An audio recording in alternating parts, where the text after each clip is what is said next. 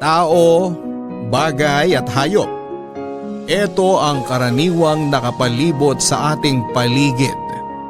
Pero ang hindi natin alam, may mga nilalang pa tayong nakakasama sa ating mundo na hindi lang nakikita ng ating mga mata.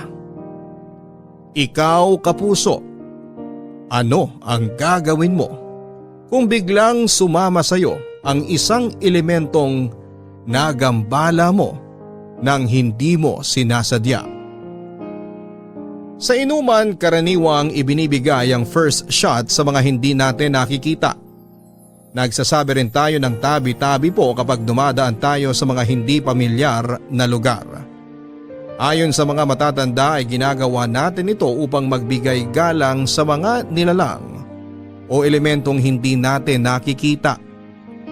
Ito ang isang bagay na hindi ginawa ng letter sender natin ngayong araw na tatawagin natin sa pangalang JD. Kasama ang kanyang grupo nang minsan silang bumisita sa isang abandonadong bahay.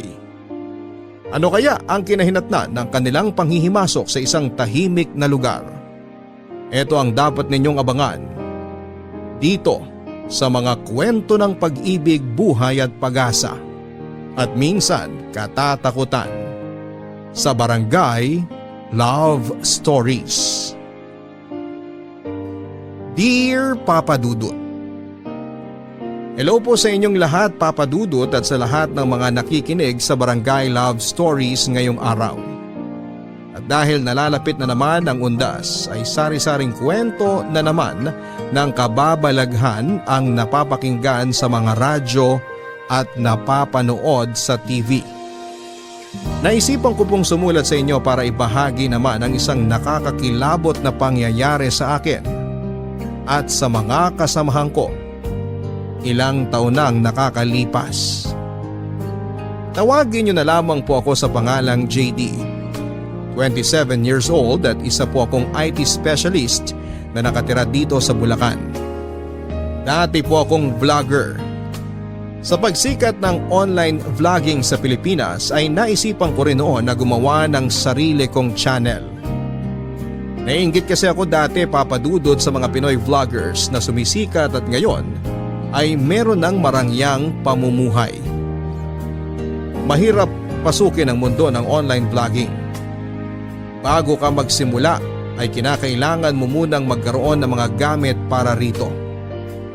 Noong nagsisimula pa lamang ako ay cellphone lang ang ginagamit kong pagkuha ng video.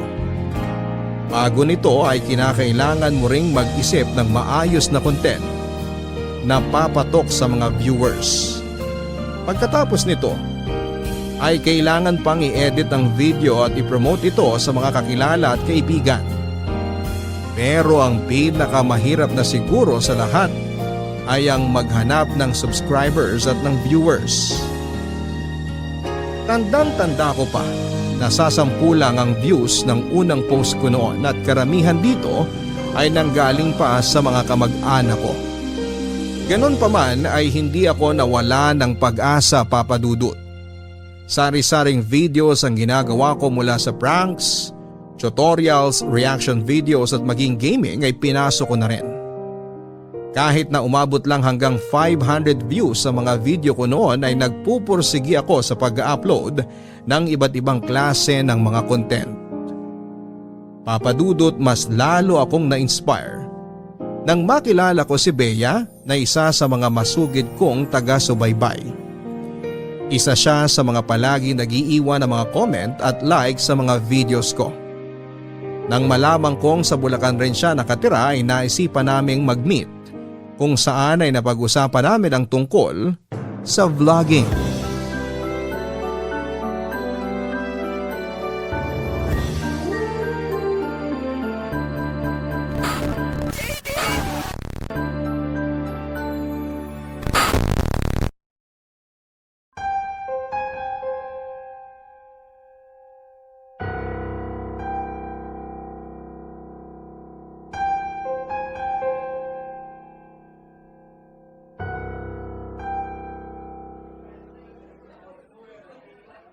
Hi! Bea, right? Oo, ako nga. Nice to meet you. Ang tangkad mo pala sa personal? Yep, 5'9". Mana sa tatay. Upo ka. Thank you. Nga pala, nag-order na ako ng food. Di na kita natanong kung anong gusto mo. Okay lang ba sa'yo? Okay lang, kinakain ko naman lahat. Hindi ako choosy sa pagkain. So, paano mo pala na-discover yung channel ko? Wala, bigla na lang nag-pop up sa feed ko. Mahilig kasi ako sa mga horror content. Tapos nakita ko yung video mo tungkol sa top 10 ng mga haunted house sa Pilipinas. Naaliw ako sa pag-host mo sa mga video kaya nag-subscribe ako. Nakakatuwa naman. Kahit nakukonti lang views ko, masaya na ako malaman na may natutuwa sa mga video ko. Kailan ka ba nag-start mag-vlog? Recently lang, around 3 months ago. Ang hirap nga eh. Sobrang nakakapagod mag-edit ng videos tapos kakaunti lang yung nakakanood. Sobrang nakakawala ng motivation. Alam mo yun? Yung parang todo effort ka pero hindi naman nasusuklian yung efforts mo. Yeah, naiintindihan kita. Actually, sumubok din ako dati na gumawa ng vlog. Kaso, hindi ko natagalan. Same experience din. Pero alam mo, lahat ng mga sikat na vlogger ngayon, dumaan din dyan. Kaya huwag ka mawala ng pag-asa. Darating din yung araw na makikilala ka. Sana nga. Yung mga tulad mo ang nagiging inspirasyon ko. Na kahit wala akong gaanong subscribers ramdam ko na meron akong supporter kahit na isang tao lang. Yan yung mga bagay na pinanghahawakan ko ngayon kaya ako nagpapatuloy. Gusto mo ba ng tip? Marami ako mabibigay sa'yo. Talaga ba? Tulad ng ano?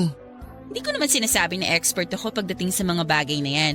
Pero medyo matagal-tagal na rin akong nanunood ng iba't ibang klase ng vlogs kaya in a way, may mga natutunan na rin ako sa kanila tungkol sa mga sikreto ng vlogging. Sige nga, anong number 1 tip na maibibigay mo sa akin? Una, decide your niche. Napansin ko kasi sa vlog mo, sari-sari ang mga video na pinupost mo. May nakakatakot, may nakakatawa, may sobrang random, may ilan na, no offense ha, nonsense na content.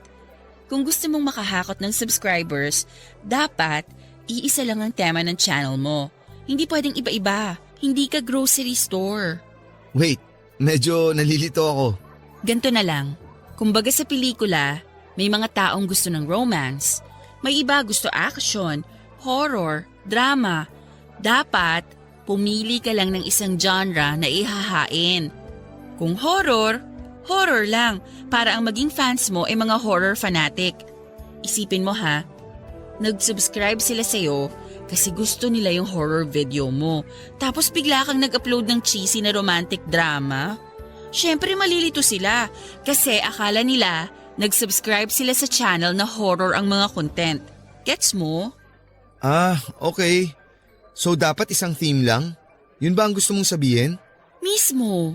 Dapat kung anong hinahanap-hanap ng subscribers mo, dun ka lang mag-focus. Teka, alin ba sa mga video mo ang may pinakamaraming views? Ano nga ba? Tingin ko yung mga nakakatakot nga. Yun ang maraming hakot eh. Yung napanood mo na tungkol sa mga haunted house, umabot yata ako ng 3K views dun eh. Feeling ko rin. Kasi na-discover kita dahil sa mga nakakatakot na videos mo eh. Tsaka prank siguro. Oo, pwede ka rin naman gumawa ng prank videos pero dapat related pa rin sa theme.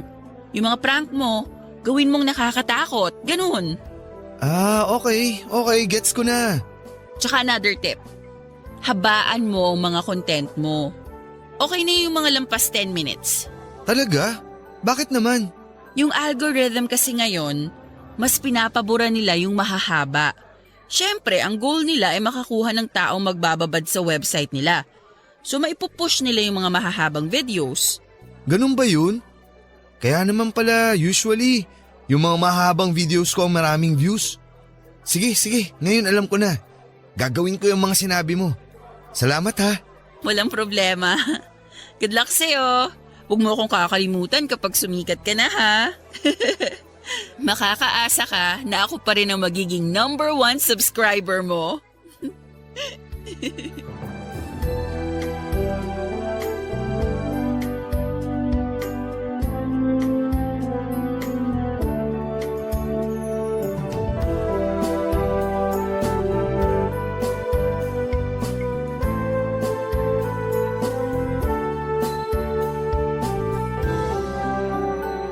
Papa Dudut, sinunod ko ang mga tip na ibinigay sa akin ni Bea. Nag-focus lamang ako sa isang tema para sa mga video na ina-upload ko. At dahil mas maraming views na natatanggap ang mga content tungkol sa mga kababalaghan, ay eto na lamang ang pinili kong tema para sa channel ko. 3 times a week kung mag-post ako noon tungkol sa iba't ibang horror stories mula sa iba't ibang panig ng bansa. May ilang tungkol sa maligno't engkanto. Meron ding mga kwento na mga kaluluwang hindi matahimik at kung ano-ano pa. Nagpatuloy ang pagkakaibigan namin ni Bea, Papa Dudut. Paminsan-minsan ay si Bea ang nagbibigay sa akin ng mga ghost stories na maaari kong i-content. Hindi nga nagtagal ay isa na rin siya sa mga nagsilbing researcher para sa channel ko. Sa mga sumunod na buwan, mula sa 1,000 subscribers, ay nadagdagan pa ito at lumaki ng mahigit 10,000. Pumatok sa panlasa ng mga manonood ang mga kwentong kababalaghan na ibinabahagi namin sa aming mga viewers. Nagkaroon kami ng solid supporters at simula noon ay naging rutina namin ang paggawa ng mga videos tuwing Sabado at Linggo na ipinopost naman namin tuwing MWF. Nakatulong din siguro sa pagtaas ng subscribers namin ang consistent na pagpo-post namin ng video sa channel. Sinisikap talaga namin ni Bea ang makapag-post ng 3 videos sa loob ng 1 linggo. Papa Dudut, hindi naglaon. Ang pagkakaibigan namin ni Bea ay nakabuo ng spark. Sa halos araw-araw na pagsama-sama namin, ay unti-unti pong nahulog ang loob ko sa kanya. Masayahin kasi siyang tao kahit na mahilig siya sa mga kababalaghan. At kung ano pang mga paranormal activities. Horror ang favorite genre niya, mapalibro man o sa pelikula. Siya yung tipo ng babae na dark colors ang paboritong isuot. Walang ere sa katawan at matapang. Madiskarte at may tinatagong kakulitan. Mula sa friendship ay sinubukan kong i-level up ang relasyon namin. Sinubukan ko po siyang ligawan.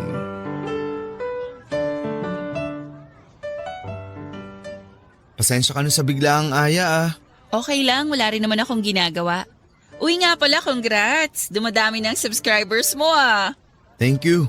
Dahil yan sa'yo sa mga tip mo. Masaya ako na nakatulong sa'yo. Dapat nga sa'yo ko ibigay ang credit ng success ng channel ko eh. Kasi ikaw ang utak ng bawat content na pinuproduce ko. Naku, hindi na kailangan. Alam mo… Gusto sana kitang isama sa channel ko. Kung sakaling okay lang sa'yo, gusto kitang maging parte sa mga susunod na video na ipopost ko. Ha? Anong ibig mong sabihin? Gusto kong makita ka ng subscribers ng channel ko. Ipapakilala kita bilang parte ng channel. Bilang co-host. Hala, bigla akong na-pressure. JD, hindi mo na kailangan gawin yan. Tsaka isa pa, hindi ako marunong humarap sa camera. Akong bahala sa'yo. Sa una, nakaka-intimidate nga pero kapag nasanay ka na, I promise, mawiwili ka rin. Pero ayoko maapektuhan yung channel mo dahil sa akin. Paano kung hindi nila ako magustuhan? Ikaw nga dahilan kung bakit unti-unting nakakakuha ng success yung channel eh. Bakit mo naman iisipin yan? Ewan ko. Alam mo ba yung tinatawag na confidence? Wala ako nun. Maniwala ka sa akin. Kayang-kaya mong maging confident. Magtiwala ka lang sa sarili mo. Nga pala. Meron pa sana akong gustong sabihin sa'yo. Meron pa? Ano? Kinakabahan ako sa'yo, alam mo ba yun? Alam kong hindi pa ganun kahaba ang pinagsamahan natin pero I think I'm starting to like you. Sorry. Hindi ko alam kung anong sasabihin ko eh. It's okay. Hindi mo naman kailangan ibalik sa akin kung anong nararamdaman ko sa'yo eh. Sorry, nagulat lang talaga ako sa sinabi mo. Pasensya na. Sorry kung nailang ka sa confession ko. Gusto ko lang naman na malaman mo kung anong feelings ko sa'yo. Ayoko na kasing sayangin yung opportunity na masabi ko sa'yo na gusto kita. Alam mo, sa totoo lang, may gusto rin ako sa'yo, JD. Ha? Talaga? Seryoso? Oo, pero ewan ko. Hindi ko lang ine-expect na aabot tayo sa ganito. Never pumasok sa isip ko na mapupunta tayo sa ganitong sitwasyon. I mean, 2 months ago, isa lang akong hamak na viewer ng channel mo tapos ngayon, well, hindi pa ako sure sa nararamdaman ko ngayon pero alam kong attracted din ako sa'yo. Hindi naman natin kailangan magmadali eh. Marami pa tayong araw na pagsasamahan at aantayin kita. Handa akong maghintay sa araw kung kailan sure ka na sa nararamdaman mo. Naiintindihan mo naman siguro ako, di ba? Ayoko nang magmadali sa pag-ibig. Yan ang number 1 na natutunan ko sa mga heartbreak ko. Mahirap magdesisyon ng maaga. Kasi yung mga mabilis ang desisyon na yan, usually yan ang pinagsisisihan natin sa huli. Huwag kang mag-alala. Never kitang mamadaliin sa mga desisyon mo. Salamat at naiintindihan mo ko. Ay, so, ayun na nga. Yun yung mga gusto kong sabihin sa'yo. Kaya kita niyaya dito. Since magkasama na tayo, sabay na tayong mag-dinner. Mabuti pa nga, bigla akong ginutom sa'yo eh. Parang gusto ko ng street food. Ah, may alam akong masarap na street food dito. Gusto mo puntahan natin? Meron bang malapit dito? Okay, ano pang hinihintay mo? Tara na! So, ito na ba yung magiging first date natin? Sabihin na lang natin na ang kumain ng street food ang ideal first date ko. Ayos!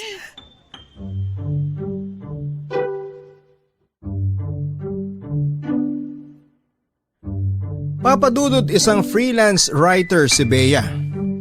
Nang pangunahing trabaho ay ang magsulat ng articles para sa iba't ibang website. May sideline din siya kung saan ay binabayaran siya para magbigay ng detailed reviews hindi lang para sa mga Hollywood films, kundi pati na rin sa mga pelikulang ipinapalabas sa Pilipinas, sa South Korea at maging sa Thailand. College pa lamang si Bea ay umikot na ang mundo nito sa internet. Katulad ko ay Bachelor of Science and Information Technology rin ang kinuha nitong kurso sa kolehiyo kaya naman maaga siyang naging techie. Pero ayon sa kanya ay passion na raw niya talaga ang pagsusulat simula pagkabata kaya eto na ang ipinagpatuloy niyang trabaho. Matalino si Bea, Papa Dudut. Sari-saring paandar ang mga naiisip niya para lamang mas lalo pang mapalakas ang channel ko. Marami siyang naiisip na pakulo na kailanman ay hindi ko maiisip na gawin. Siya ang dahilan kung bakit ang naghihingalo kong channel noon ay unti-unting nakilala at nakakuha ng 15,000 subscribers. Nang mga panahong yon ay sinimulan ko na ring pagkakitaan ng mga content ko. Bilang pasasalamat ay opisyal kong ipinakilala si Bea sa subscribers ko bilang girlfriend at ang bago kong co-host matapos niya akong sagutin 2 months after kong mag-confess ng nararamdaman ko sa kanya. Siya ang utak sa likod ng tagumpay ng channel ko, kaya marapat lamang na ibigay ko sa kanya ang tamang credit. Sa nalalapit na anibersaryo ng channel namin ni Bea, ay naisipan kong mag-ghost hunting. Maraming ancestral house sa Bulacan na ipinatayo pa noong sinaunang panahon na tingin namin ay pinamumugaran ng mga espiritong hindi matahimik. Ito ang napili naming gawing bilang anniversary content upang patunayan sa viewers namin na sa mundong ito ay may mga bagay pa rin tayong nai-experience na hindi kayang ipaliwanag ng siyensya. Ang desisyon naming ito, Papa Dudut, ang isa sa mga desisyong labis namin na pinagsisihan. Barangay Love Stories. Barangay Love Stories. Ang mga Kapuso shows mapapanood at mapapakinggan din abroad via GMA Pinoy TV, GMA Live TV, at GMA News TV channels. Para mag-subscribe, visit www.gmapinoytv.com. Follow us at GMA Pinoy TV on Facebook, Twitter, Instagram, YouTube, Viber, and TikTok for the latest updates on Kapuso programs, artists, events, promos, and more. Salamat, Kapuso! Barangay Love Stories. Barangay Love Stories. Noong una ay 2 content talaga ang pinagpilian namin ni Bea Papadudut. Ito ay ang mag-ghost hunting o ang mag-live stream habang binabasa ang creepy horror stories na magmumula sa sarili naming fans. Pero mas nagustuhan ni Bea ang ideya na pumasok sa isang abandonadong bahay at maghanap ng kababalaghan. Mas nakakatakot daw yon at mas thrilling. Isa pa ay pwede naming hatiin ang video ng ilang parts na mas aabangan ng mga manonood. Isang ancestral house na malapit sa amin ang una naming pinuntahan. Isa ito sa mga pinakasikat na lumang bahay sa lugar namin na dinadayo ng mga turista. Kinailangan pa naming makipag-coordinate sa LGU para namang makakuha kami ng permit na magagamit ang naturang bahay para sa video namin.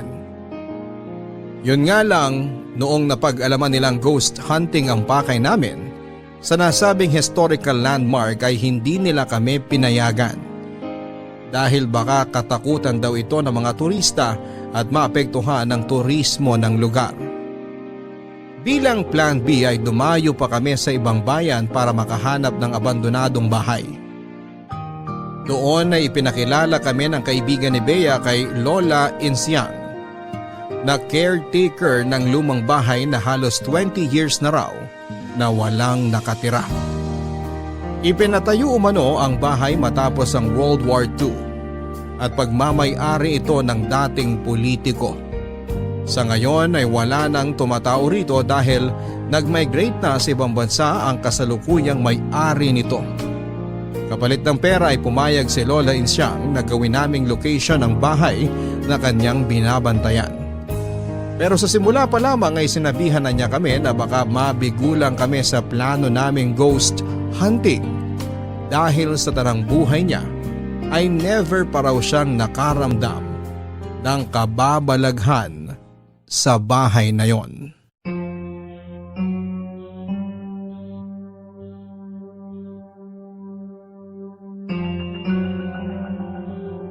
Ito na ba yung sinasabi mong bahay?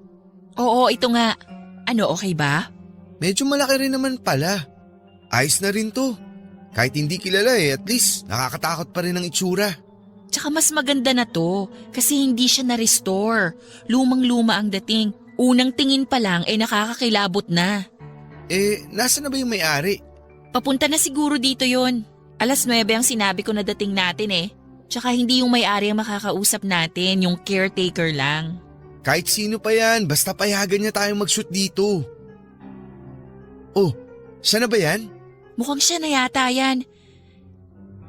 Hello po, Lola. Kayo po ba yung caretaker nitong bahay? Oo, ako nga. Kayo na siguro yung tinutukoy na kaibigan ni Julia.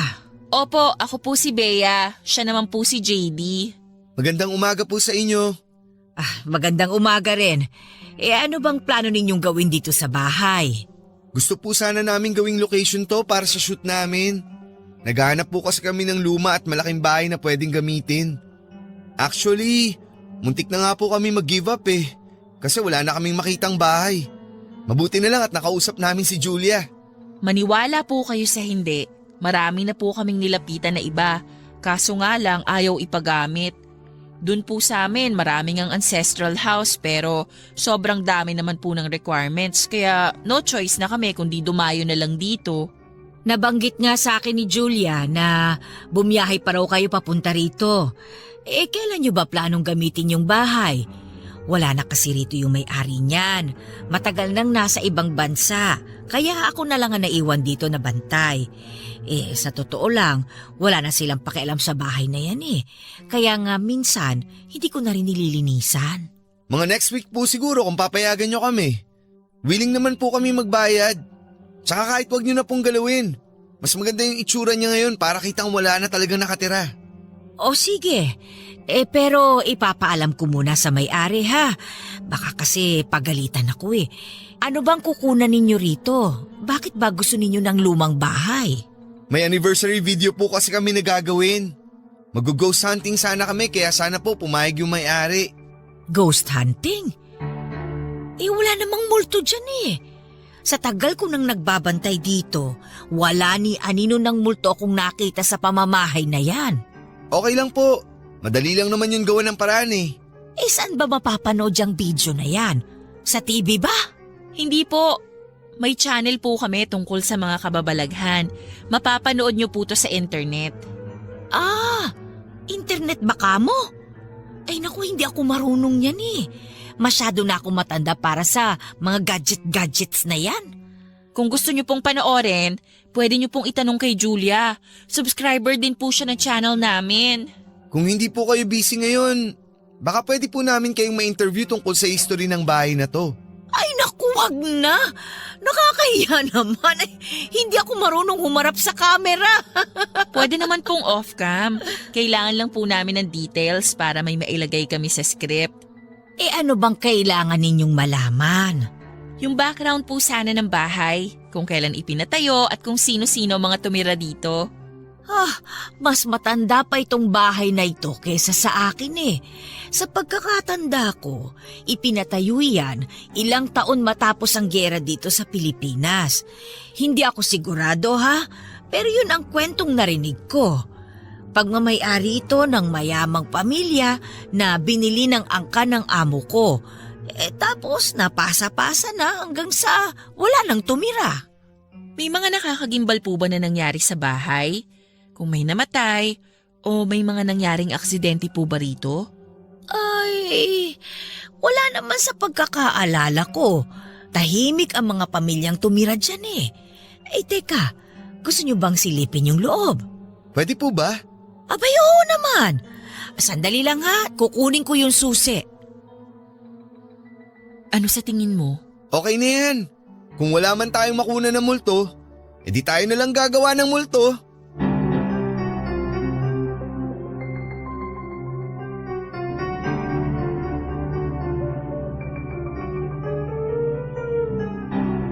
Papa Dudut, hindi naman problema sa amin kahit na wala kaming makunan sa kamera na multo. Madali lang ang solusyon doon. At naisip na ito ni Bea bago pa man namin gawin. Madali lang daw dayain ang mga kababalaghan sa kamera. Konting sound effects lang at video edits ay makakapanakot ka na ng tao kapag pinalabas mo itong totoo. Ayon pa kay Bea, hindi na raw bago ang pagiging scripted na mga video na napapanood online. Sa katunayan ay halos lahat daw ng content creators ay ginagawa ito ng hindi namamalaya ng mga viewers. Ang mga prank, social experiment at ghost hunting ay karaniwang daw na scripted. Sa pagdating ng araw ng shoot ay kinailangan naming magsama ng crew dahil hindi namin ito kakayaning dalawa ni Bea. Halos kalahating oras din kasi ang biyahe papunta sa binayaran naming old abandoned house. Isa pa ay kinailangan namin ang katuwang para kumuha ng video nang sa ganoon ay magkaroon ng iba't ibang anggulo ang content namin. Kinausap ko ang dalawa kong kaibigan na sina James at Mikoy upang magsilbing camera crew. Kailangan kasing may sariling camera na nakatutok sa akin at dapat ay meron ding kamerang nakatutok kay Bea. Nag-aya pa kami ng dalawang kasama. Ang pinsang kong si LJ at kapatid ni Bea na si Jasper. Sila ang magtatrabaho off-cam na gagawa ng mga katatakutan tulad ng paggalaw ng mga bagay at paggawa ng mga hindi maipaliwanag na ingay. 4:30 pa lamang ng hapon ay bumiyahe na kami papunta sa location. Kailangan pa kasi naming mag-set up at gumawa ng script para sa opening spiel kung saan ay ibabahagi namin ang history ng naturang bahay. Dahil hindi naman gaanong nakakatakot ang kwento ng abandonadong bahay ay kami na mismo ang nag-imbento ng sarili nitong kwento. Pinalabas namin na may isang babaeng nagpatiwakal dito na simula noon ay nagmumulto na sa lugar dahilan upang iwan ito ng may-ari. Papadudot, ibang-iba ang itsura ng bahay pagsapit ng dilim. Mas naging nakakatakot ito kumpara nung dinalaw namin ito sa kalagitnaan ng araw. Sira-sira na ang ibang parte nito. Kupas na rin ang orihinal nitong pintura. Kahit may caretaker ay maaligabok ang loob nito at puno ng sapo. Nakadagdag pa sa takot ang malaking puno ng akasya. Sa tabi nito na ayon kay Lola Insyang ay nakatayo na bago pa man mabuo ang bahay.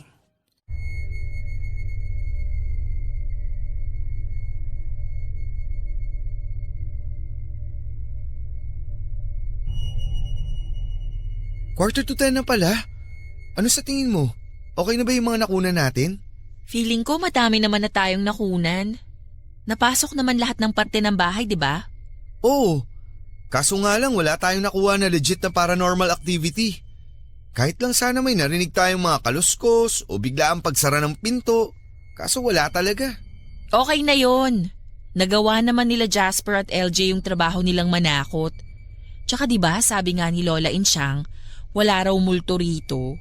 Lahat ng lugar may mga nagtatagong spirits. Nabasa ko yan sa internet. Yung iba nga lang hindi na nagmumulto kasi tahimik na sila. Pero kapag nabulabog, malaki ang chance na baka magparamdam sila. Hindi pa ba sapat yung mga peking sigaw ko kanina para mabulabog sila? Kung meron mang espiritu dito, dapat kanina pa sila nagparamdam. Kung may mga multuman ngayon dito, engkanto, anumang klaseng nilalang, magparamdam naman kayo kahit ngayon lang. Pakita nyo tapang nyo! O ano? Huy, baliw to! Bakit? Natatakot ka? Hindi naman. Pero irespeto pa rin natin tong lugar. Saka baka marinig ka ng mga kapitbahay. Sila pa mabulabog. Dami mo kasing alam. May sinasabi ka pang nababasa mo sa internet dyan. Tara na, pakap na tayo para makauwi na. Kanina pa sumasakit tong ulo ko eh. Hindi ka kasi kumain kanina bago tayo bumiyahe. May gamot yata ako sa bag ko. Shhh! Narinig mo yun? Ang alin? May bumukas na pinto. Hanapin natin, dali buksan mo yung camera mo. Baka naman sina Jasper lang yun. Kanina pa sila nasa labas nag-aayos ng gamit. Tayong dalawa lang nga nandito sa loob ngayon. Sandali lang. Sure ka ba na may narinig ka? Ito na yung hinihintay mo, di ba? Legit na to. Halika na.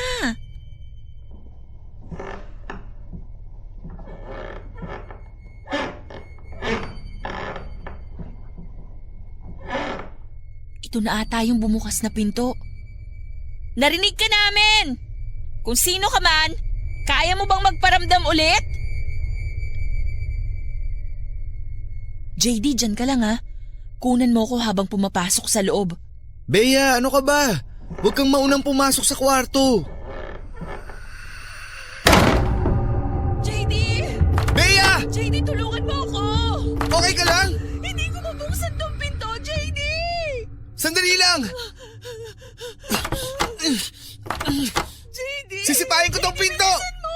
Lumayo ka muna para hindi ka matamaan! JD! Bea!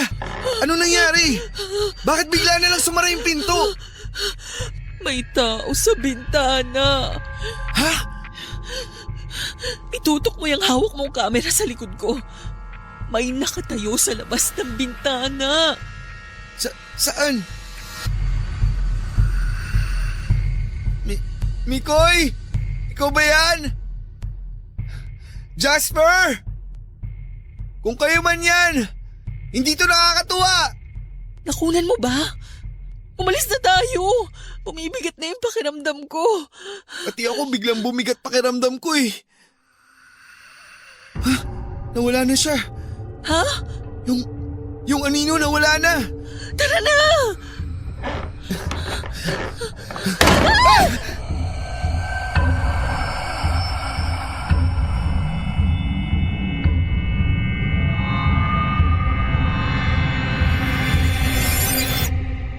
Papadudot, sobrang bilis ng mga pangyayari. Mabilis kaming nagsitakbuhan ni Bea palabas ng abandonadong bahay nang makita namin ang malaking figura ng tao na doble pa sa tangkad ko. Nung unay, inakala kong kagagawan lamang ito nila Mikoy at Jasper. Pero nang mapagtanto naming nasa labas lang ng bahay, ang dalawa ay mabilis kaming binalot ng takot.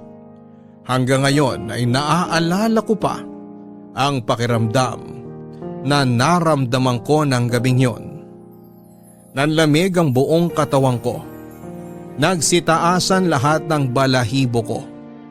Bumigat din ang dibdib ko at bigla na lang sumakit ang aking ulo. Nang gabing yon ay plano pa sana naming kumuha ng ilang additional footage. Pero dahil sa nangyari agad na na-pack up ang shoot. Gustuhin ko mang bumalik sa loob ay natakot na ang dalawang camera crew na kasama namin at ayaw na nilang tumapak pa sa loob. Isa pa ay biglang sumama ang pakiramdam ni Bea. Namumutla na siya ng mga oras na yon. Kaya naisipan naming tapusin na ang shoot na yon. Dapat nga ay meron pa kaming gagawin na on-cam interview kay Lola Insyang. Pero hindi na namin ito nagawa pa sa pagmamadaling makaalis mula sa lugar. Habang nasa daan ay naisipan nila Mikoy na dumaan muna sa isang restaurant para sana kumain. Gusto raw kasi niya magstay muna sila sa ibang lugar nang sa ganoon ay masiguro nilang wala raw masamang spirito na sumama sa amin.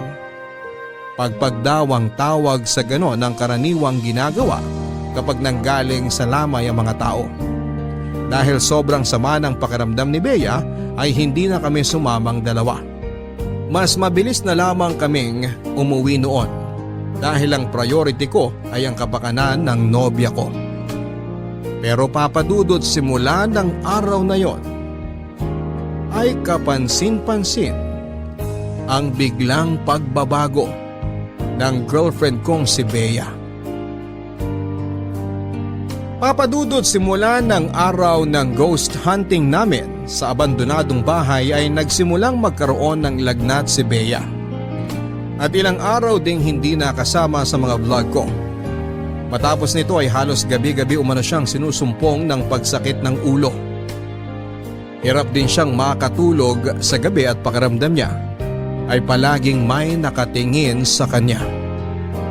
Dahil sa mga pangyayaring ito ay naging irritable siya at palaging wala sa mood.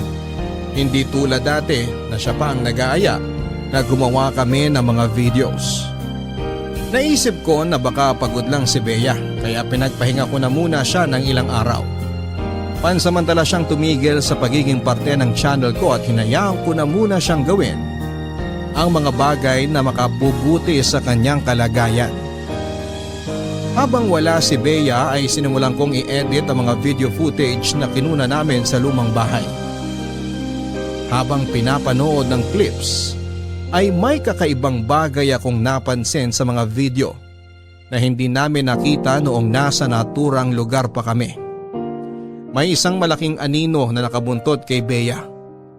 Hindi lang ito isang beses na nakunan sa camera kundi halos lahat ng frame na kasama siya ay nandun din ang malaking anino. Agad kong tinawagan si James at Mikoy na nagsilbing cameramen upang tanungin kung napansin din ba nila ang anino noong nasa abandonadong bahay pa kami. Katulad ko, Papadudot, ay nagulat din sila sa mga nakita nila. Nagdalawang isip ako kung ipapaalam ko kay Bea ang nakita ko. Baka kasi makadagdag pa ito sa stress niya kaya minabuti kong itago na muna ito mula sa kanya habang tinatapos kong i-edit ang vlog namin. Lumipas sa mga araw at dumating din ang anibersaryo ng channel namin. Pagkapos ko ng aming video na hinati ko sa 3 parte ay agad itong dinubog ng mga subscribers namin at ilang casual fans. Wala pang 24 oras ay nakakuha agad ito ng 30,000 views. Para sa iba ay maaring malit ang bagay na yon. Pero para sa akin, isa na itong malaking achievement. Hindi sikat ang channel namin pero Kung puputok tong video series namin ay siguradong makikilala kami ng husto. Marami na ang naintriga sa video namin dahil ginawa kong highlight ang hindi maipaliwanag na aninong sumunod kay Bea. Matapos ipalabas ang first part ay mas dumami pa ang bilang ng mga subscribers namin. Papadudot, bago pa man mapanood ni Bea ang video, ay pumunta ako sa kanila upang ipaalam ang mga nakita ko sa video. Nagulat na lamang ako sa mga inamin niya sa akin.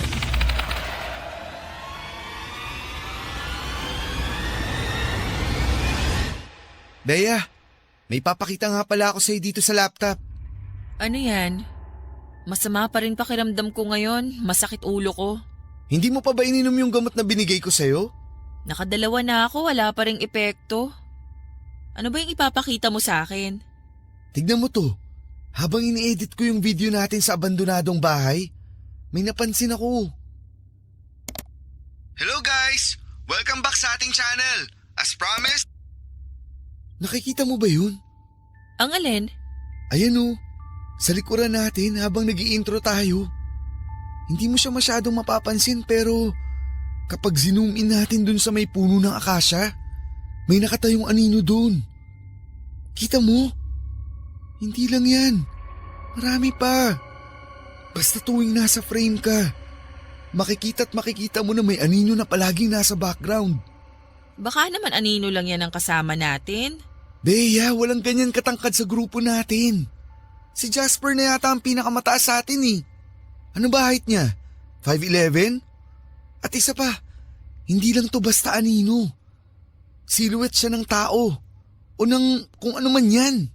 Eh yung video na nakunan mo nung magpakita siya sa atin sa kwarto, na-check mo na ba? Pareho din ba yun nung nakunang anino sa ibang footage? Yun ang nakapagtataka. Kasi hindi siya nakuha sa camera. Panoorin mo to. Mikoy! Ikaw ba yan? Jasper! Kung kayo man yan, hindi to nakakatuwa! Grabe, biglang nagtayuan yung balahibo ko. Excited na akong ipakita to sa subscribers natin. Tsak nahahakot to ng maraming views. JD, paano kung sinundan tayo ng anino dyan sa video? Ha? Anong ibig mo sabihin na sinundan? Napansin ko kasi nitong mga nakaraang araw na parang palaging may nakasunod sa akin. Alam mo yung feeling na mag-isa ka naman pero may nararamdaman ka na parang may kasama kang iba? Ano yun? Sumakay din siya sa van pa uwi? Paano kanya susundan?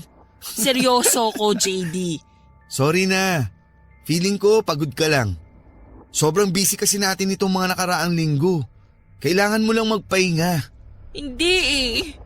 Iba tong nararamdaman ko eh. Paano mo naman nasabi na iba?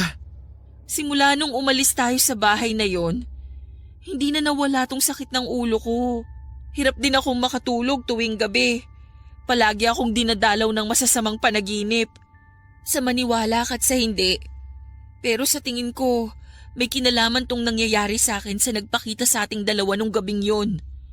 Simula nung gabing yon, hindi na nawala tong bigat sa dibdib ko. Stress lang yan. Alam mo kung anong kailangan mo? Pahinga. Gusto mo dito na muna ako matulog? Para naman masamahan kita. Wag na. Mag-i-edit ka pa ng videos. Baka maabala pa kita. Hindi ka naman nakakaabala sa akin. Siyempre, priority ko pa rin ang safety mo. Sige na. Tuloy mo na yung ginagawa mo. Magpapahinga na ako. Kailangan ko na talaga ng tulog. O sige, dito lang ako habang umiidlip ka. Wag na. Umuwi ka na. Teka, galit ka ba? Hindi ako galit. Nakakatampo lang na hindi mo siniseryoso yung nararamdaman ko. Bea, hindi naman sa ganun. Naniniwala naman ako sa iyo eh, pero… Ang sabi ko, umuwi ka na. Kulit mo naman eh. Bea naman!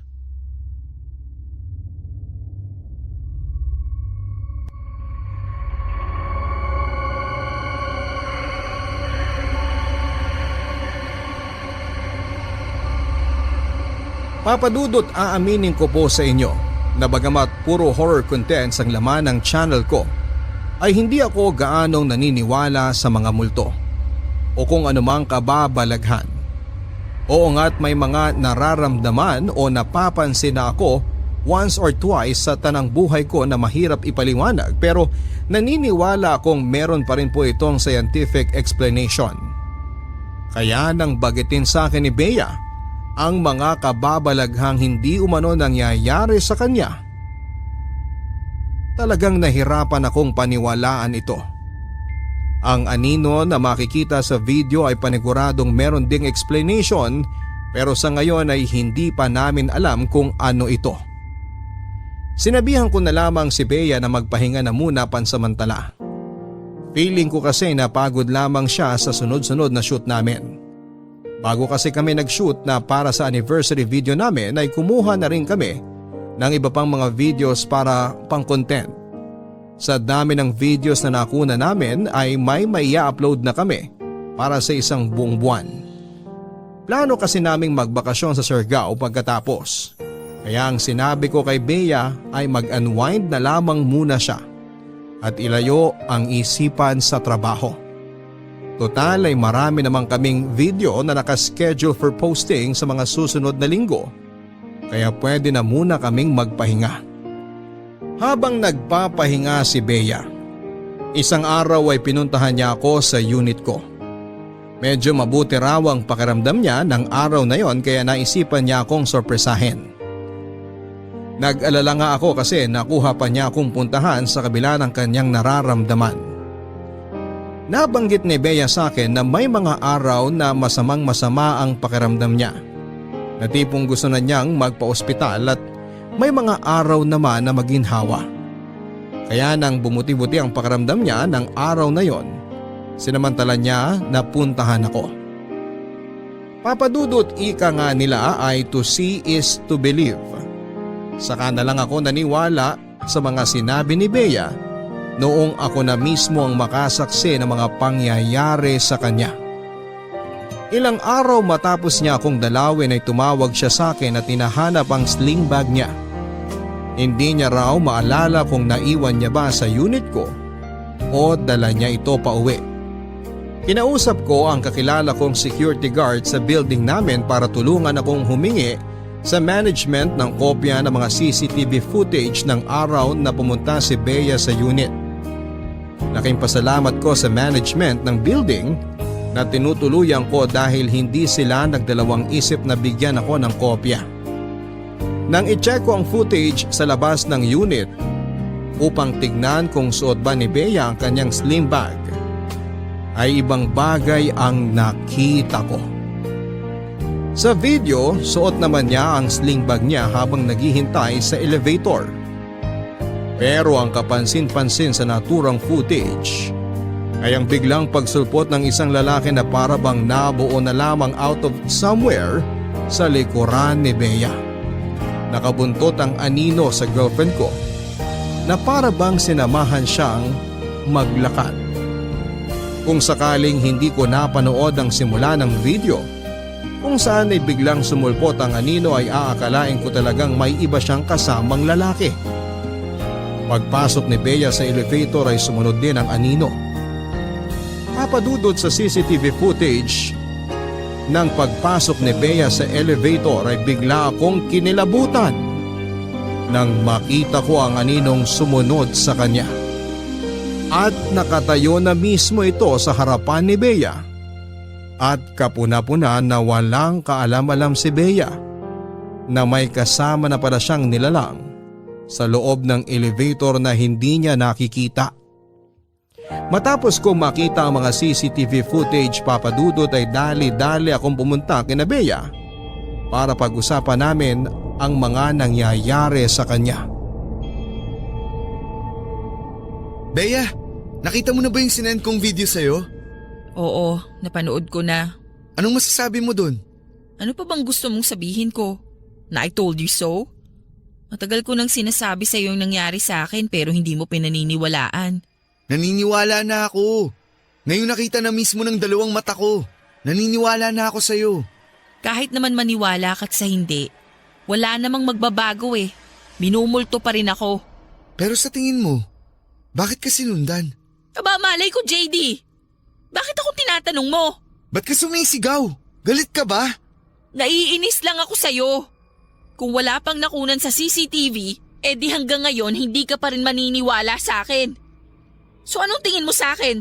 Luka-luka na nag-iimbento lang ng kwento? Siyempre kailangan ko muna ng ebidensya. Sabi ko naman sa'yo, naniniwala ako. Kaso nga lang, kailangan din natin tignan yung possibility na baka scientific ang rason kung bakit ka nagkakaganyan. Ewan ko sa'yo, para kang tanga. Sorry na. Lumapit kaya tayo kay Father June? O maghanap tayo ng paranormal investigator? Pwede tong follow-up video sa ghost hunting natin. JD naman, ganito na nga ang nangyayari sa akin tapos yung channel mo pa rin ang nasa utak mo? Naisip mo pa akong gatasan sa lagay kong to? Hindi naman kita ginagatasan. Nabasa mo ba yung mga comments sa first part ng ghost hunting video natin? Sobrang dami nang naghahanap ng second part. Marami ng tao ang invested sa video natin. Kaya opportunity na natin to para pahabain pa yung storya. Bea, ito na ang hinihintay natin. Marami nang nakakapansin sa channel natin. Ngayon pa ba tayo titigil? Alam mo, malakas ang kutob ko na dahil sa video na yan kaya ako minumulto eh. I-delete na lang kaya natin yun. Ano sa tingin mo? Huwag na nating i-upload yung iba. Baka sakaling tantanan na ako kapag ginawa natin yun. Di ko magagawa ang gusto mo. Pangarap nating sumikat, di ba? Eto na yun. Eto na yung matagal nating inaasam. Kung ang kapalit lang din naman ng pagsikat natin ay ang kalusugan ko, wag na lang. Mahal ko ang buhay ko. At kahit hindi ako sumikat, okay lang sa akin. Basta ang mahalaga ay makabalik na ako sa dati. Bea naman. Nakakadismaya ka, JD, sa totoo lang. Alam mo naman kung gaano ko katagal hinintay itong araw na to, di ba? Oo, alam ko. Pero wala ka kasi sa sitwasyon ko ngayon. Pagod na ako. Parang sasabog na tong ulo ko sa sobrang sakit. Alam mo bang nakalimang gamot na ako ngayong araw pero walang tumatalab?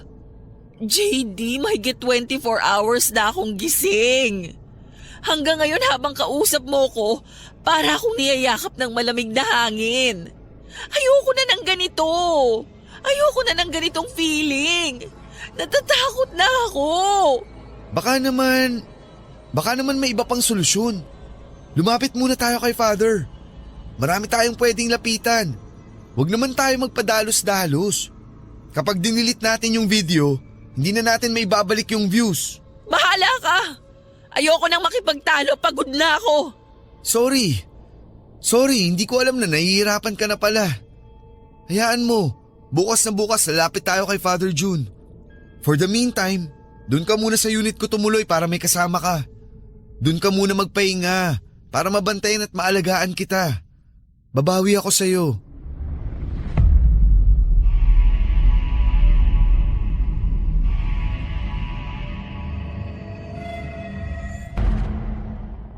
Papadudot hinikayat ko si Bea na pansamantala munang tumira sa unit ko. Baka lang kasi kailangan niya ng bagong environment at para na rin mabantayan ko siya. Pumasok rin kasi sa isipan ko na kapag magkasama kami ay makikita mismo ng mga mata ko ang mga kababalaghang nangyayari sa kanya. Maaari ako mag-set up ng camera sa loob ng unit ko upang makuna ng mga pangyayari na pwede naming i-upload sa channel para sa mas mataas na mga views. Ayaw man noong una ay pumayag pa rin si Bea sa plano ko. Kailangan daw kasi niya na makakasama lalo na't hindi na niya kaya ang mga nangyayari sa kanya. Gabi-gabi na lang daw siyang dinadalaw ng masasamang panaginip. May mga pagkakataon ding bigla-bigla na lang siyang nawawala ng gamit o di kaya'y nanlalamig na lang siya nang wala namang kadahilanan. Ang kwento pa niya sa akin ay para bang nababaliw na siya dahil hindi niya alam kung ano na ang paniniwalaan niya. Kung binumulto ba siya o may dinaramdam lang siyang sakit. Sa huli ay nalaman namin ang katotohanan ng pansamantala kaming nagsama ni Bea sa iisang bubong. Nagkaroon nga rin ng kaunting tampo sa akin si Bea nang hindi ko sinunod ang gusto nito na i-delete na lamang ang anniversary video sa channel namin. Nasasayangan kasi ako sa nagastos namin pati na rin sa mga effort na ibinuhos namin para sa content na yon. Isa pa ay maganda ang naging reaksyon ng mga viewers sa part 1 ng video at patuloy pa ang pagtaas ng subscribers count namin. Sa katunayan ay marami na noong nag-aabang sa mga susunod na parte ng video dahil sa hindi inaasahang success ng anniversary video namin ay naisip kong gawing part 4 yung hiningi kong CCTV footage ni Bea sa labas ng unit ko at yung sa loob ng elevator. Magandang addition yon para mas lumaki ang fanbase naming dalawa. Barangay Love Stories. Barangay Love Stories. Ang mga Kapuso shows mapapanood at mapapakinggan din abroad via GMA Pinoy TV, GMA Live TV at GMA News TV channels. Para mag-subscribe, visit www.gmapinoytv.com. Follow us also at GMA Pinoy TV on Facebook, Twitter, Instagram, YouTube, Viber, and TikTok for the latest updates on Kapuso programs, artists, events, promos, and more. Salamat, Kapuso! Barangay Love Stories. Barangay Love Stories. Papa Dudut, alam kong labag sa kalooban ni Bea na i-document ko ang mga nangyayari sa kanya. At kahit pa binigyan niya ako ng go signal ay dama ko na hindi siya pabor na ginagatasan ko ang kanyang sitwasyon. Ganon pa man ay mas pinili na lamang niyang huwag magsalita para sa relasyon namin at sa ikabubuti ng channel naming dalawa. Pagkarating niya sa unit ko ay agad kong pinaalam sa kanyang setup ng mga kamera. Isa sa kwarto namin, isa sa dining area at isa naman sa sala. 24 oras na bukas sa mga kamerang ito maliban sa nasa kwarto na sakalang namin bubuksan kapag matutulog na kami. Unang gabi pa lamang ng pagsasama namin ay nakatikim na kaagad ako ng kababalaghang sinasabi ni Bea. Pasado 12:00 na noon ng madaling araw at tulog na si Bea samantalang nasa kusina naman ako at abala sa pag-i-edit ng video nang biglang bumukas ang ilaw sa sala. Wala lang naman ito para sa akin dahil baka nagka-short circuit lamang ito o kung anuman. Pero nang makalapit ako sa switch upang patayin sana ang ilaw ay agad itong nag-switch off. Dinig na dinig ko pa ang pagpitik ng switch sa mismong harapan ko. Doon ay nakaramdam na ako kaagad ng kilabot dahil nakita ko mismo ng mga mata ko ang pagbaba ng switch kahit na hindi ko pa ito nagagalaw. Mas lumakas ang takot na nararamdaman ko nang bigla ring namatay ang ilaw sa kusina. Dali-dali akong tumakbo sa kwarto upang gisingin si Bea. Ikinuwento ko sa kanyang nangyari pero nang lumabas kami ng kwarto ay pareho nang nakabukas ang ilaw. Hindi lang ito ang pagmumultong naramdaman ko, Papa Dudut. Nang minsang busy ako sa panonood sa sala ay narinig ko ang pagpasok ni Bea sa CR. Nakita pa nga ng peripheral vision ko ang pagbukas ng ilaw sa loob ng banyo. Inintay ko siyang lumabas pero natapos na't lahat ang pinapanood ko ay walang Bea na lumabas mula sa CR. Kinato ko siya habang tinatawag ang pangalan niya. Bukas pa rin ang ilaw sa loob at nakalock din ang pintuan. Nagsimula akong kabahan para sa nobya ko pero agad nagbago ang kabang nararamdaman ko nang mula sa kwarto ay biglang lumabas si Bea at tinatanong kung bakit ko raw siya tinatawag. Sabay kaming napatingin sa CR at sakto naming nakita ang pagpatay ng ilaw mula sa loob nito.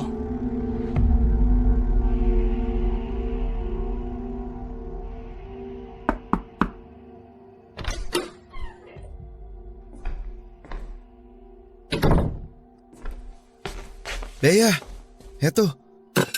Ipinagluto kita ng breakfast. Kumusta ka na? Masama pa rin pakiramdam ko. Kailangan mong kumain para lumakas ka. Para makalabas ka na dito sa kwarto natin. Tingin ko kailangan mo rin maglakad-lakad para makapag-exercise ka kahit papano. Iniinom mo ba yung mga inireseta sa'yo ng doktor? Mabuti na lang, sabi ni Doc, trangkaso lang daw yan. Hindi to trangkaso. Alam ko ang kaibahan ng trangkaso sa nararamdaman ko ngayon. Hindi to trangkaso, JD. Oo na, sige na. Kumain ka na. Kakabit ko lang to. Ano yan? Camera. Magdadagdag ako ng camera para mas marami tayong makuhang paranormal activity. Para saan? Ilalagay mo na naman dito sa kwarto natin? Oo, baka sakaling may makunan tayong kababalaghan. Naglagay na ako ng additional camera sa labas ng CR. Kailangan nating i-document lahat ng nangyayari sa'yo para… JD, ano ka ba naman? Bakit? So itutuloy mo talaga yung walang hiyang video na yan kahit na nagkakaganito na ako? Mas mahalaga pa rin sa'yo ang views kesa sa kalagayan ko. Baka! Grabe! Anong gusto mo? Itigil na natin to. Delete ko na yung channel natin. Yun ba ang gusto mo? Yung video lang sa inabandon ng bahay ang gusto kong burahin mo. Mahirap ba yon? Palibhasa masyado ka nang nawili dyan sa pagtaas ng views at subscribers mo eh. Nakalimutan mo na kung ano ang priority mo sa buhay. Itong channel ko. Itong channel na pinaghirapan nating dalawa ang priority ko. Paano ako? Ako na girlfriend mo. Saan ako lulugar? Sabi ko na nga ba eh. Mukhang nagpadalos-dalos na naman ako sa desisyon kong pumasok sa relasyon. Di na ako natuto. Lagi na lang ganito. Sakit palang malaman, no? Na hindi ako ang priority ng boyfriend ko. Bea, ginagawa ko naman ang lahat ah. Hindi porket priority ko ang channel natin, ibig sabihin nun hindi na kita priority. Naghahanap ako ng maaaring solusyon para may save ang dalawang bagay na pinakamamahal ko. Itong channel natin at ikaw. Nasaan? Saan ko makikita yung efforts mo? Kasi hindi ko maramdaman. Bea naman. Napakaliit na bagay lang nitong hinihiling ko sa'yo. Yung views at subscribers na pinagmamalaki mo, makukuha naman natin yan sa mga susunod na buwan eh. Madali lang natin mababawi ang mga bagay na pinanghihinayangan mo ngayon. Sayang kasi. Kumbaga ito na yung break natin eh. Paano kung hindi na maulit to? Paano kung ito na lang yung chance natin para makilala online? JD, wag mo sanang hayaang humantong pa tayo sa araw na papipiliin kita kung ako o yung channel mo. Alam kong hindi mo magagawa sa akin yan. Hindi pa siguro ngayon, pero sige lang.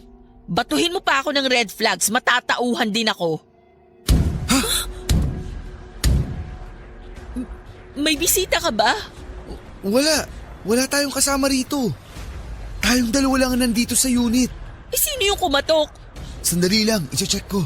Huwag mo akong iwan dito! Di ako lalabas ng kwarto. Sisilip lang ako.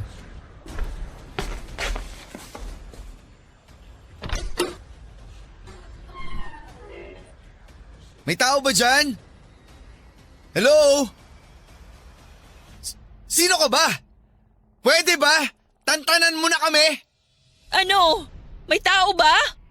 Sa tingin ko, kailangan na talaga nating magpatulong sa paranormal expert.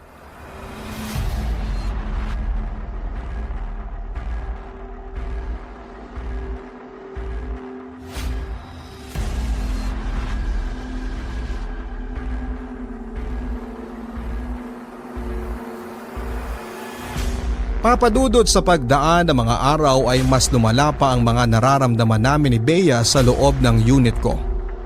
Nagsimulang pumalya mga appliances kahit na brand new naman ang ilan sa mga dito. Sinubukan naming ipakita sa electrician ang linya namin ng kuryente at ayon sa tumingin ay wala naman daw itong problema. Napapadalas din ang mga naririnig naming kalabog at mga yabag, lalo na tuwing sumasapit ang madaling araw. Sa pagkakataong yon ay wala na akong pakialam sa mga nakaset up na camera. Itinigil ko na rin ang pagkuha ng video sa aming sarili dahil wala naman itong nahahagip na kababalaghan. Mas natakot na ako para sa kalagayan naming dalawa ni Bea, lalo na't naapektuhan na kaming pareho. Hindi lang physically, pati na rin mentally. Ilang beses habang nasa harapan ako ng computer ko ng 10 oras ng gabi sa loob ng aming kwarto, ay may napansin akong tila ba anino ng tao sa labas ng bintana namin. Nakapatay na noon ang mga ilaw, papadudot, at tanging ilaw na lamang ng monitor ng computer ko ang nakabukas. Hindi ko alam kung pagod lang ang mga mata ko o dahil puyat ako kaya kung ano-ano na lamang ang pumapasok sa isipan ko noon. Pero ilang segundo ko ring pinagmasdan ang hugis ng tao na anino sa bintana na parabang nakatingin sa akin. Hindi naman ito gumagalaw kaya inakala kong anino lamang ito ng puno o baka poste sa labas. Dahil hindi na ako makapag-concentrate sa ginagawa ko sa kakaisip kung anino lang ba talaga ang nasa bintana ay tumayo ako upang lapitan ito. Pero hindi pa man ako nakakalapit ay biglang umalis ang anino na parang natakot. Halos mapaupo ako sa sobrang gulat. Nanginig ang buong kalamnan ko at tumayo ang lahat ng balahibo ko sa katawan. Sa buong oras na busy ako sa computer ko ay hindi ko alam na may nanonood pala sa akin. Ang masaklap pa nito ay nasa second floor ang unit ko. Ang naging last straw na siguro upang matauhan ako sa mga pangyayari ay yung muntik na akong binangungot. Ang haling tapat noon, Papa Dudut, nang makaidlip ako sa sala. Nasa loob naman ng kwarto si Bea at nagpapahinga. Nagising akong tagaktak ng pawis pero hindi ko maigalaw ang katawan ko. Pagdilat ko ay naaninag ng mga mata ko ang isang malaking anino sa paanan ko. Alam kong gising na ang diwa ko noon pero para bang nasa loob pa rin ako ng isang panaginip. Pilit kong ginagalaw ang katawan ko pero hindi ko magawa. Biglang nanakip ang dibdib ko. Sinubukan kong pumikit ulit at nagusal ng maikling dasal. Doon ay unti-unting gumaan ang pakiramdam ko at tuluyan na akong nagising sa pagkakatulog. Matapos ang pangyayaring yon, ay pareho naming napagdesisyonan ni Bea na lumapit na talaga sa isang paranormal expert at hindi na namin ito pinagpaliban pa. Nakahanap kami ni Bea online ng paranormal expert na mahihinga ng tulong. Si Julius. Ikinuwento namin sa kanya ang mga pangyayari sa amin ni Bea. Mula sa pagsama ng pakiramdam ni Bea, sa mga kababalaghan na nararanasan namin sa loob ng unit ko, hanggang sa anino na patuloy na sumusunod sa aming dalawa. Tinawagan na rin namin si Lola Insyang para ikwento sa kanyang lahat at magpaalam na rin na muling makapasok sa bahay. Gusto kasi ni Julius na makapasok sa loob ng abandonadong bahay para mas maramdaman ang lugar. Sa pag-iikot ko sa loob nitong abandonadong bahay, wala naman akong naramdamang bad energy. Sa katunayan, puro mga naiwang vibrations lang na mga dating nakatira rito naramdaman ko sa bahay na to. Ang mga tao kasi, may mga energy silang naipapasa sa mga bagay, sa mga gamit, pati na sa mga parte ng bahay. Positive man ito o negative. Karaniwan, sa bad vibrations kumakapit ang bad spirit. So ibig niyo po bang sabihin, wala kayong nakitang multo sa loob ng bahay? Sabi ko naman talaga sa inyo noong una pa lang na wala namang nagmumulto rito, hindi ba? Sinisi niyo pa nga itong bahay sa mga nangyayari sa inyo eh. Pero paano niyo po maipapaliwanag yung nangyayari ngayon kay Bea? Ako mismo, nakita at naranasan ko na rin yung pagmumultong sinasabi niya. Hindi multo ang sumusunod kay Bea, kundi isang elemento. Ano pong elemento? Tulad ng mga kapre o duwende, ganun ba yung sinasabi ninyo? Kaya ako kayo tinawag dito sa labas ng bahay ngayon dahil dito ko ipapaliwanag ang nangyayari sa iyo. Wala sa loob ng bahay ang gumugulo sa inyo, kundi nandito siya sa labas. Sa mismong puno ng akasya na nasa tabi natin. Dito siya nakatira, sa punong ito. Imposible naman yata yung sinasabi mo. Simula pagkabata ko, dyan sa puno ng akasya na yan kami naglalaro. Wala naman kaming kapring nakikita na nakatira dyan eh. Nag-iimbento ka naman yata. Harmless lang naman kasi ang mga elementong nakatira sa mga puno. Usually, sila ang mga bantay ng kalikasan. Katulad doon ang sinabi nyo, bata pa lang kayo naglalaro na kayo rito, hindi ba? Ibig sabihin nun, kilala na kayo. Alam nilang wala kayong masamang idudulot sa binabantayan nilang lugar. Pero sa kaso nila Bea at JD, dayo lang sila. Ngayon lang sila nakita ng nagbabantay dito. Teka sandali, nalilito ako eh. Hindi naman tong puno ang sadya namin nun eh. Itong bahay ang pinasok namin. Pero hindi ba bago kayo pumarito, tahimik ang lugar na ito? Wala nang nakatira rito, wala nang pumaparito, wala nang tumatao. Kaya nung bigla kayong sumulpot sa tahimik na lugar na to, nabulabog sila. Binulabog niyo sila.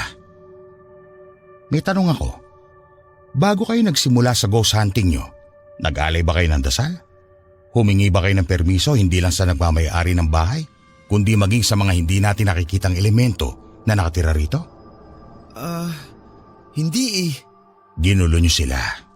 Ganon na nangyari. Ngayon, ibinabalik lang nila sa inyo kung ano ang ginawa niyo sa kanila. So paano natin mapapahinto to? Kailangan ba naming humingi ng tawad o kung anuman? Ako nang bahala dyan. Mag-aalay ako ng dasal para sa nagambala nyo at susubukan kong kausapin na tumigil na ito sa ginagawa sa inyo. Please lang po, pakisabi naman na tama na ho. Nakuha na namin ang punto niya. Hindi na ulit kami manggugulo sa mga lugar ng walang pasabi. Yung videos na kinuna namin dito, buburahin na rin namin. Diba, JD? Ha? Oo. Buburahin na namin lahat. Dahil kung hindi mo buburahin yon, mas lalo lang dadami ang mga taong dumadalaw dito para bisitahin tong abandonadong bahay na in the first place, wala namang multo. Kaya naman pala may mga nagtetrespassing dito, kayo palang may kasalanan. Alam niyo bang hindi ako magkaroon ng maayos na tulog sa gabi dahil sa mga taong pumapasok dito ng walang paalam? Aba, ayos sana kung pwedeng pagkakitaan. Kaso imbis na makatulong, nakakaperwisyo pa sila dahil nga nagkakanda sira-sira yung mga bakod na inaakyatan ng mga tao. Sorry po. Hindi namin alam na ganun ang mangyayari. Pangako po. Buburahin na namin yung videos para na rin hindi na po kayo maabahala. At matahimik na rin kung sino man ang nakatira sa lugar na to. Dapat lang! Ang laking perwisyo ng ginawa ninyo! Malalim na ang gabi. Simulan na nating mag-alay ng dasal. Pakipasa na lang itong mga kandila.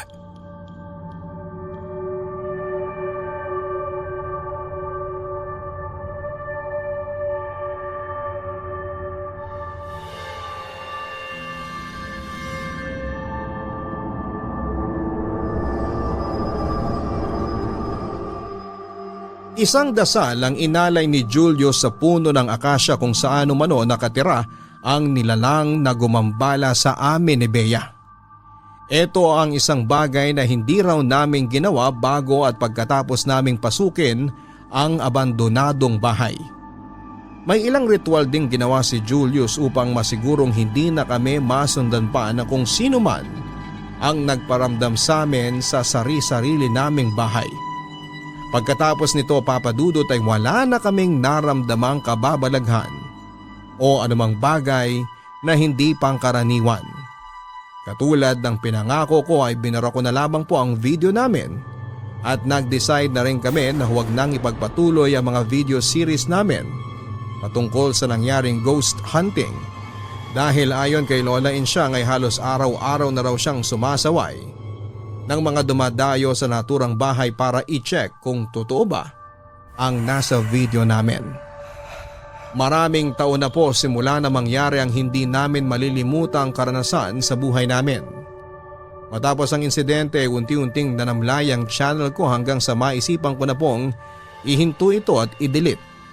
Ibinenta ko na rin halos ang lahat ng naipundar kong gamit tulad ng mga camera, mic at kung ano-ano pa. Kasabay ng pagkamatay ng channel ko ay ang pagkawala na rin ang relasyon namin ni Bea.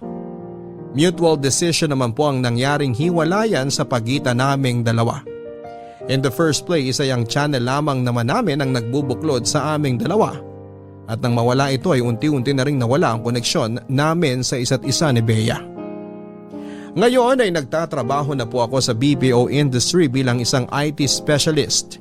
Masaya na po ang buhay ko ngayon kasama ang bagong girlfriend ko na si Eileen. 2 years na po kaming magkarelasyon at sa tingin ko ay siya na ang makakasama ko habang buhay. Gayunpaman, ay mananatili pa rin sa puso't isipan ko ang mga aral na natutunan ko kasama si Bea. Hindi lang tayo ang nakatira sa mundong ito.